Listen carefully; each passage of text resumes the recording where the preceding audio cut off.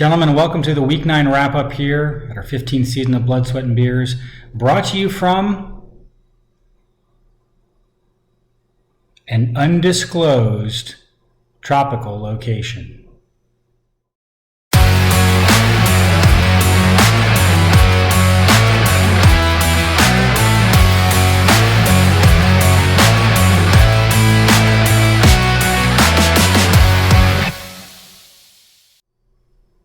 How much does your win-loss record affect your interest in the fantasy season?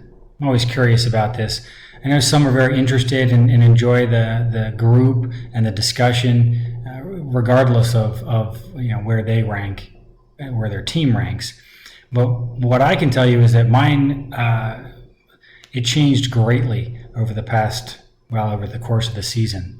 Those first 4 weeks, I went 4-0. My team looked fantastic. And I was excited. I was actually a little anxious and nervous going into some Monday night matchups and thinking about, what's the projections and what does this, how will this play out down the road 2 more months from now? And then the gallivanting started, and after having lost my 5th straight, I will admit my interest in my lineup has dropped significantly. Now that may be the continued trips, and that's made it a little bit more difficult to stay connected to NFL news and consistently watch NFL games as much as I would like. But also knowing that I'm now on the bubble makes it kind of hard to be super excited. In fact, I completely forgot that it was Tuesday night last night. I'm definitely having a hard time remembering what day of the week it is, and didn't even consider the waiver wire. So is it similar with you, Don Chris? Do you feel as though your team this year is just not giving you a whole lot to enjoy, and so then it's basically just the camaraderie? Or are you still fighting and scrapping every single week? I would ask the same of Joe and of Keith. We're talking about those of us hanging out at the bottom. I feel like Alex Billy is used to being here, so that's just his norm. But for those of you who have tasted the sweet victory and even have won the whole thing, when you go into a season and you realize that you're unlikely to make the playoffs, or at least unlikely to do anything real significant in the playoffs, does that affect midway through the season how seriously you take your lineups and your roster? Just curious. Speaking of waiver, though, just a quick look at the recent activity report would show that somebody used a waiver pick on a kicker. Now, normally I wouldn't bring this up. However, because I got roasted for doing the very same not too many seasons ago, I would expect the same treatment for this particular team owner. A waiver wire on a kicker? Anyway, that was the feedback I got. So super exciting that was. But let's look at the standings here, the scores from this past week. Aaron put the smackdown on Kamish, who drops 5 in a row now, tying the longest losing streak of the season, matching Joe. Hopefully that will not continue. That is not a record that you want to set. But what was once for several weeks there considered to be, at least by Watson, the number 1 team in the league, is now hoping to make the playoffs, but currently not going to make the playoffs if the season ended today. So some work to do there for sure. Needs a little bit of work. I'm talking about the commish. He needs to stop messing around and goofing around in other countries and show back up, take care of some business. So we'll see how that goes. Aaron, on the other hand, just 1 game behind first place, just about locked in his playoff spot. We'll talk about the seedings there, or at least the playoff percentages and likelihood here in just a minute. But our next game that we look at was kind of an interesting one. Don Chris, another stumble, less than 100 points, which was kind of painful, I would say. Additionally, more painful than just a normal loss. Not only did he nearly get doubled up, but he got doubled up by Alex Billy, who is the only team that has more games, more weeks under 100 than Don Chris does. 3 times Alex Billy's been under 100 to 2 for Don Chris. However, it was not so this past week. He stomped all over everybody, setting his high for the season. I just want to know, Alex, Billy, what is the price of your soul? Is it 42 points?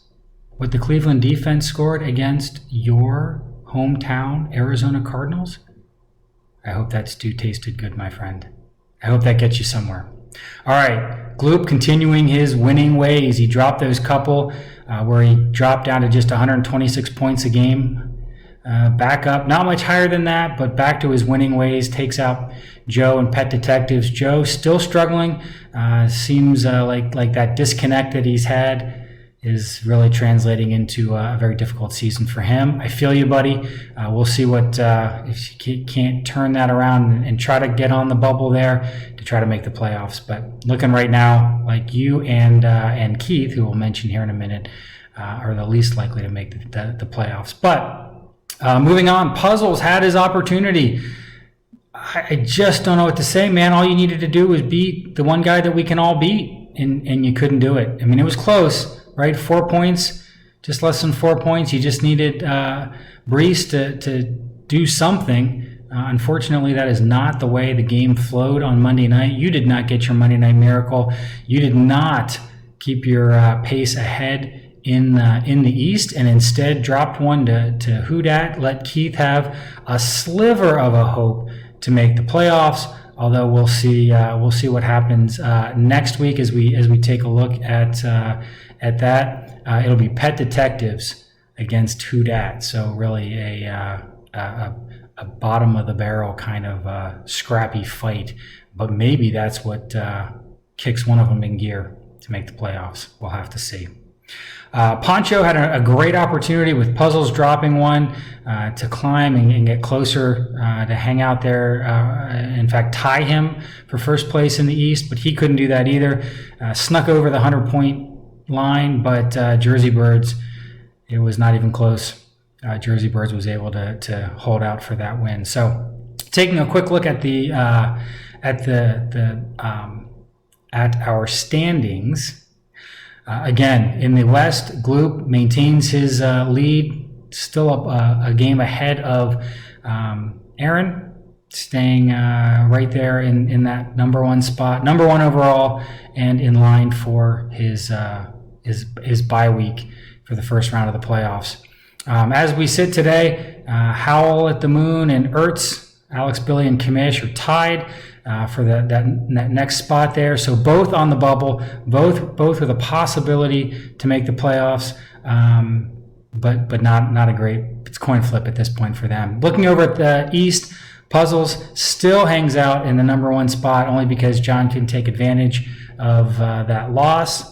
1 game ahead of John, and then very similar, Jersey Birds and Light Rail, Ian and Don Chris are hanging out with tied for that next spot with Who Dat bringing up the rear. So as we look at possibilities for playoffs, we're getting very real. It's getting down to the wire here for anybody at the bottom to make a move. Otherwise, they're going to quickly run out of games in order to make something happen. But there is a fairly sharp drop off from the top. We've got 3 teams with a better than 95% chance, 96, 97, 99% chance to make the playoffs. And I would say Poncho's the only one in that Midland range where he's got a decent shot, a good shot to make it, 74% right now, according to Watson. The rest are coin flips or very unlikely to make it. So if you're at a coin flip, and I'm talking to you, Alex, Billy, Ian, Don Chris, and Kamish, it's in your hands. All you got to do is win a couple more. You will make the playoffs. Once you make the playoffs and you're in the winner's bracket, even if you lose your first playoff game, you cannot be the last place team at the end of the season. That in itself is something to shoot for. You will maintain naming rights for your team. Although, as we look at Who Dat, change the name. Change the name. All right, we'll have one more recap from our undisclosed location, but I hope that you enjoy Week 10